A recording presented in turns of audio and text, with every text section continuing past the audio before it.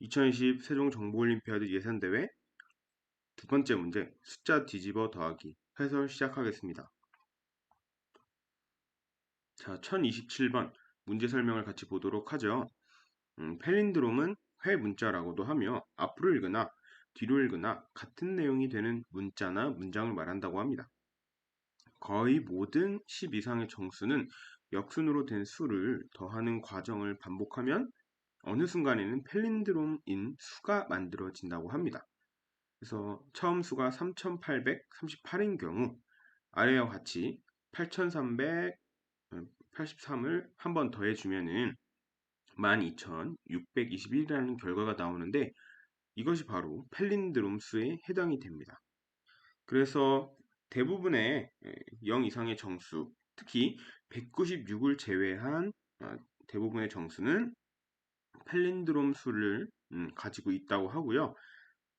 196을 제외한 0 이상의 정수가 주어질 때 출력 내용을 이제 팔린드롬 수를 만들기 위해서 역순의 수를 더한 횟수 그리고 팔린드롬인 수를 공백으로 구분하여 출력을 한다고 합니다. 우리가 더 자세히 이해를 하기 위해서 입력 예시와 출력 예시를 같이 한번 보도록 하죠. 입력 예시에서 1번에서 123이 입력이 됐을 때 출력에는 1 그리고 444가 출력이 됩니다. 이게 무슨 의미냐? 123은 팔린드롬 수가 아니기 때문에 123에 이 123의 역순인 수를 더해주는데요. 바로 321이겠죠. 그래서 요거를 결과를 계산해보면 444가 나오게 됩니다. 444는 왼쪽에서부터 오른쪽으로 읽거나 오른쪽에서부터 왼쪽으로 읽거나 모두 동일한 숫자이기 때문에 팔린드롬 수라고 우리가 부르고요. 우리가 444라는 팔린드롬 수를 만들어내기 위해서 총 한 번 이 역순인 수를 이 321을 더해줬기 때문에 1 그리고 한 칸 띄고 444가 출력이 되는 것입니다.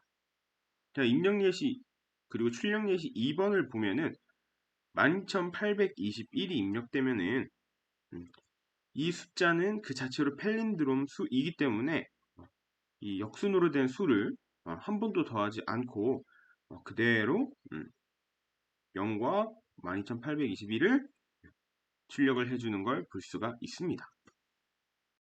자, 그럼 우리가 이 입출력 예시를 바탕으로 입력 그리고 처리 또 출력 이 과정을 한번 설계를 해 봅시다.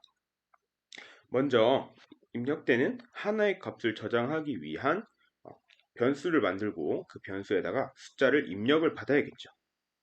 그래서 num이라는 변수, 정수형 변수 하나가 필요할 겁니다.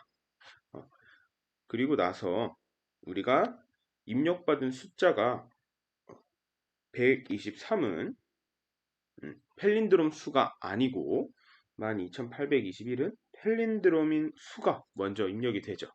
그래서 일단 입력받은 숫자가 팔린드롬 수인지 검사를 해줘야겠어요. 그러면 입력받은 숫자와 또 이 팔린드롬 수인지 우리가 비교를 해봐야겠죠. 그러기 위해서는 우리가 처음으로 입력받은 숫자의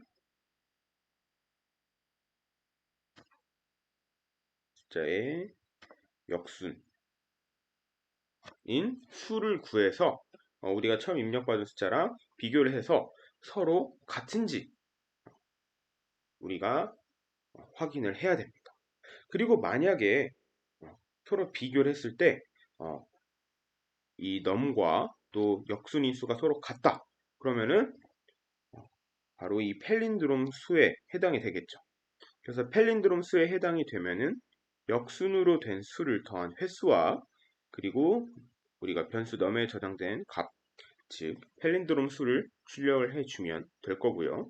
아니면 우리가 num에 저장된 값과 num에 역순으로 된 수를 더해서 다시 팔린드롬 수인지 검사를 해주면 됩니다. 자, 그러면 우리가 이 역순으로 된 수를 구하기 위해서 바로 이전 문제인 숫자 뒤집기 문제에서 활용했던 코드를 다시 한번 또 활용을 하도록 합시다.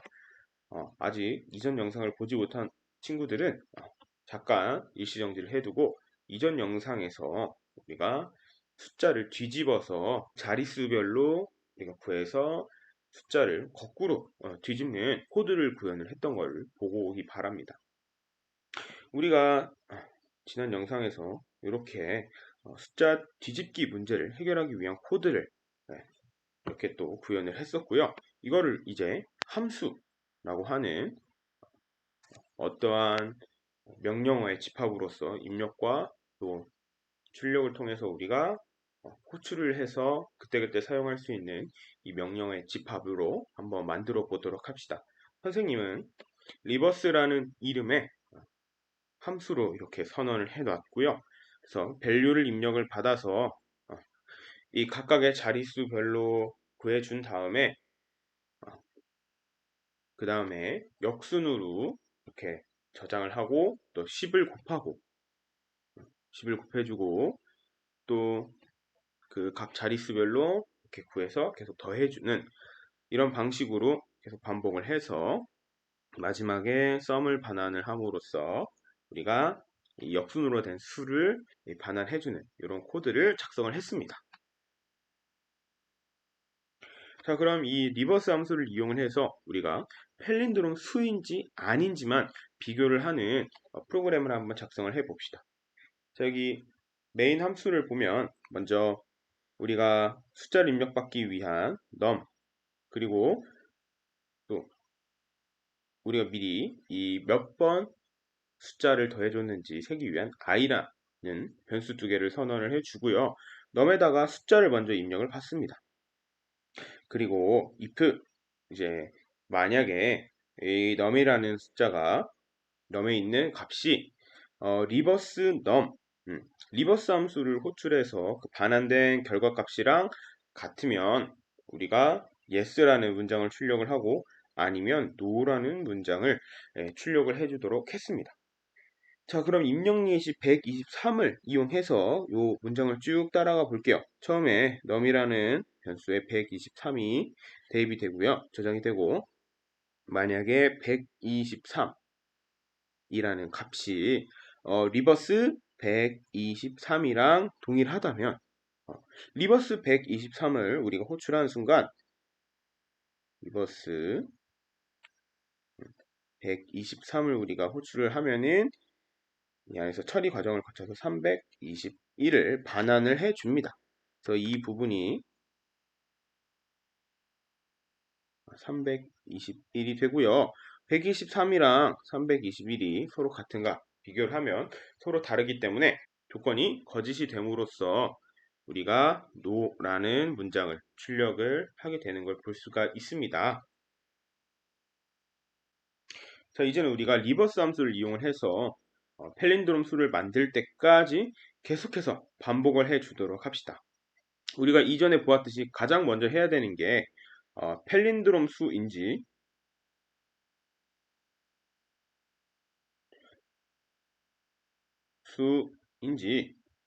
검사를 해야 됩니다. 그래서 여기 나와 있는 메인 함수의 while문의 조건처럼 num에 입력된 값이 리버스 num과 같지 않으면 아직 펠린드롬 수가 아니라는 이야기이죠. 그러면 펠린드롬 수가 될 때까지 num의 이 기존에 있던 num의 값과 리버스 num의 값을 더해줍니다. 그래서 입력 예시 1번에서는 이 123에다가 321을 더해서 444를 num에다가 다시 저장을 하는 것이죠. 그리고 이 count라는 변수를 이용해서 우리가 역순으로 된 수를 더해줄 때마다 이 증가 횟수를 기록을 해줍니다. 그래서 while문을 통해서 펠린드롬 수가 나올 때까지 계속해서 더해줍니다. 그러다가 이제 444 num에는 444가 있고 그리고 리버스 num 여기도 리버스 444를 했을 때